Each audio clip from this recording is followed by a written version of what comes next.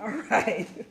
Hey, everybody, this is Sandra Hill Ward. I have the pleasure of being here at Winonah School of Cosmetology, a school that I actually graduated from. I was the first graduating class. No, I'm not old. Okay, don't do it. And I am here talking to them about establishing their cosmetology business. So this is my target audience. This is who I want to get before they get in and make the mistakes that I made because no one talked to me about it. Let me turn this around here. There you go. Now, got a couple questions. Well, let me tell you about myself first of all. I was in the cosmetology field for 16 years. 2 of those years, as I did research, well, I didn't have to do research because I knew I didn't file taxes. Hey, you know when you're not doing right. And when I looked, it had been 2 years since I had not filed taxes. And what that does to you is it puts you at a disadvantage for everything. It could possibly put you in a place where the IRS will actually start to audit you because I was paying taxes and then nothing. So they're going to go, okay, what happened to her? You know, she might be working somewhere, but she's not paying taxes, so what's going on? And when I found out also that I was missing out in the area of obtaining a loan or accumulating Social Security, because you're not going to stand up behind crank all day long. This is not your goal for age 75, is to sit here and do this continuously. You want to be able to accrue monies for your children if you have kids. You want to buy a home, you want to buy a car, and you can't expect Uncle Bubba and Aunt Maggie and them to co-sign for you because you aren't showing up. You need to be able to stand on your own. Now, most people don't even know what I mean when I say establish your business. It doesn't mean get your kit and your curling irons and your curlers. There's more to it than that. It is officially showing up, in this case, in whatever state you're going to be working in, but in the state of Alabama, it is showing up and establishing your business as a LLC, S corporation, C corporation, etc. If you don't show up like that and you're making money, all you're doing is making money, taking money in and paying money out. You have nothing to show for it, basically. It's like a drug addict. You're waiting to get your next fix. You're just working till the next person comes and sits in your chair. Mm-hmm. Now, a lot of people, like I said, I've been doing this for a minute. A lot of people say that, well, I don't want the IRS in my business. Well, when you were born, they were in your business because you have a Social Security number. So the IRS is in your business. You can run, but you cannot hide. Eventually, one day always comes, and something will happen, and you'll have to show up all of a sudden, and your taxes aren't in order, your paperwork is not in order, and what the federal government will do is they'll go to, because we are in a field where we can actually hide money, but what happens is, should they find out, they'll go to, like, they're going to say, okay, well, you make $25,000 a year. No, your potential is to make the money that, I was trying to look for a manufacturer.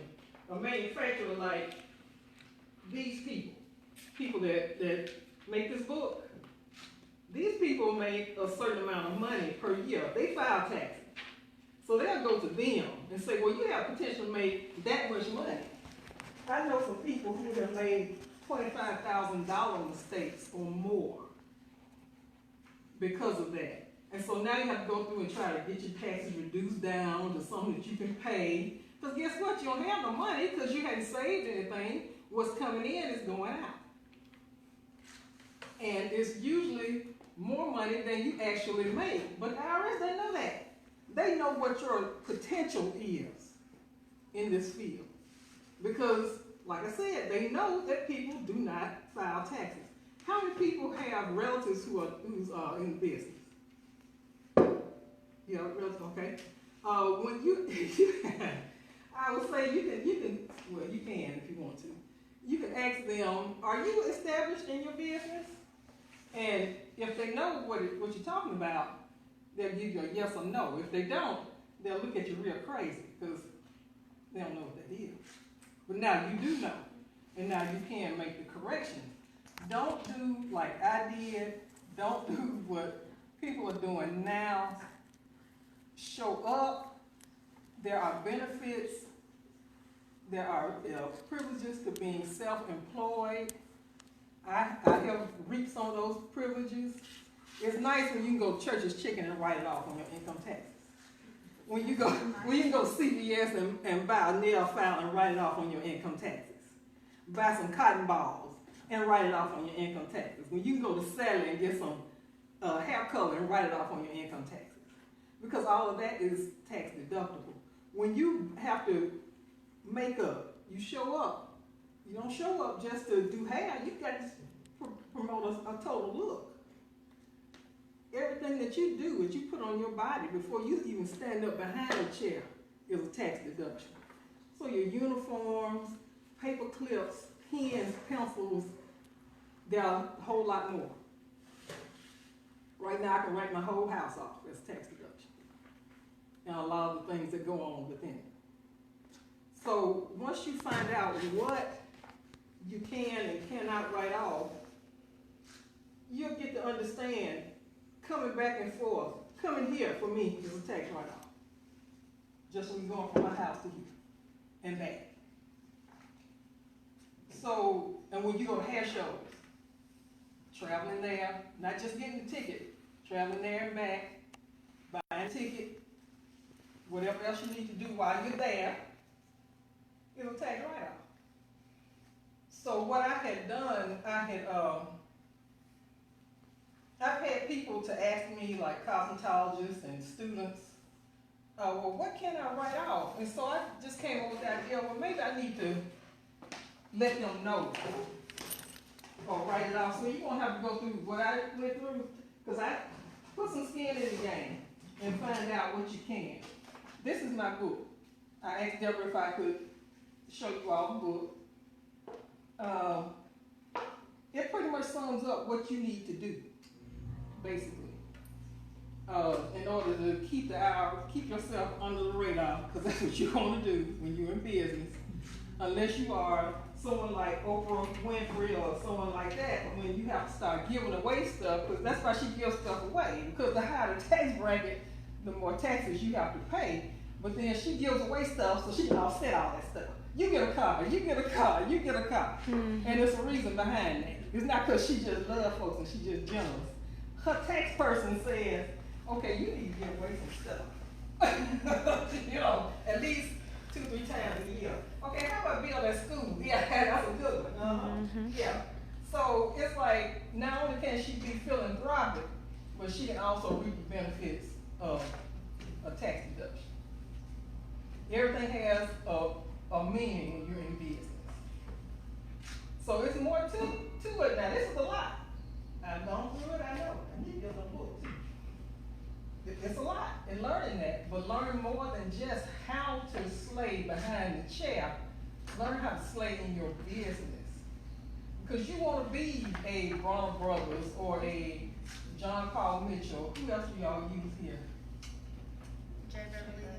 Okay. Those people pay taxes. Those people claim income taxes. And they are writing off a lot. Because Winonah, how was Winonah doing? Winonah, she passed away. Did she win? About 8 years ago. Really? Okay, I didn't know. Okay, I had the pleasure of meeting her because she, like I said, she had just started everything, and we were on in Homewood on 28th Avenue, in the curve. Yeah, in the curve in Homewood. So I got a chance to meet her, and she had another business. She had a suntanning business on Montgomery Highway as well.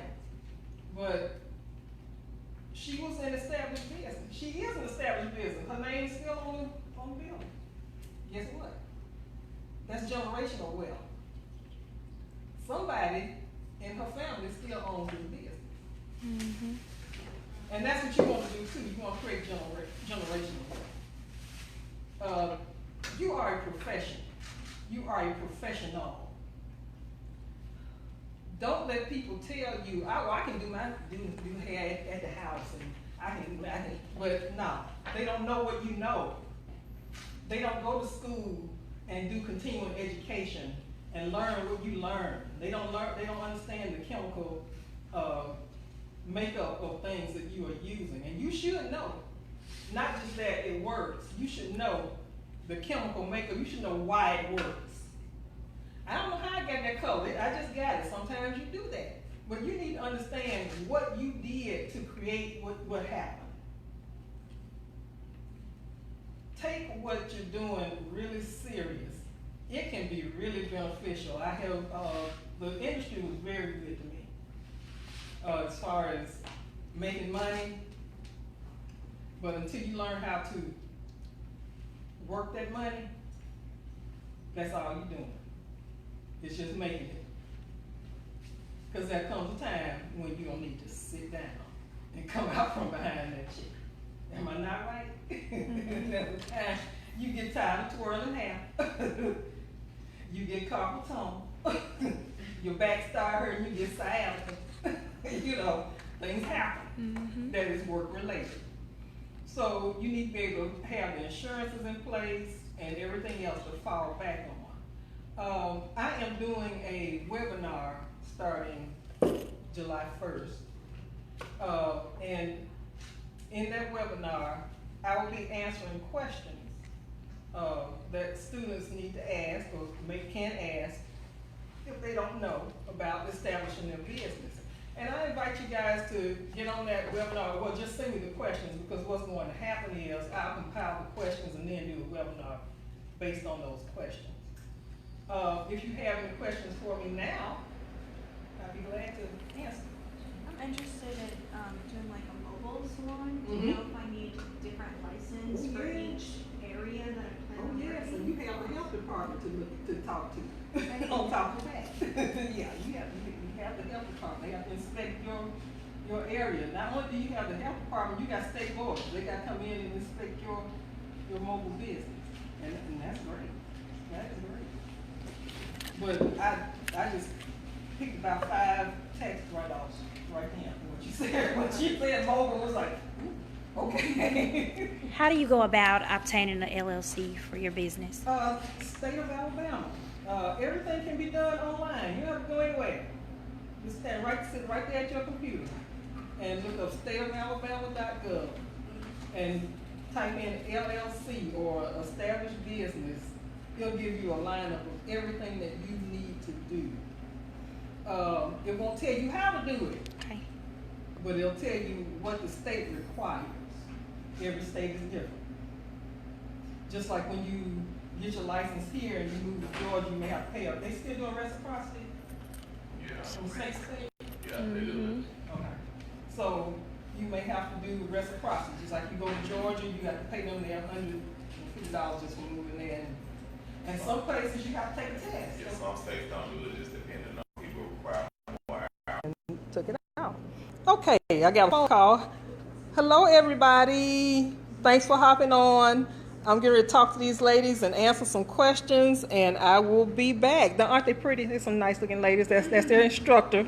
He's imparting their knowledge, his knowledge on them. That's my photographer in the back. Give up some for the photographer. All right. And I will talk to you guys later. Thanks for jumping on.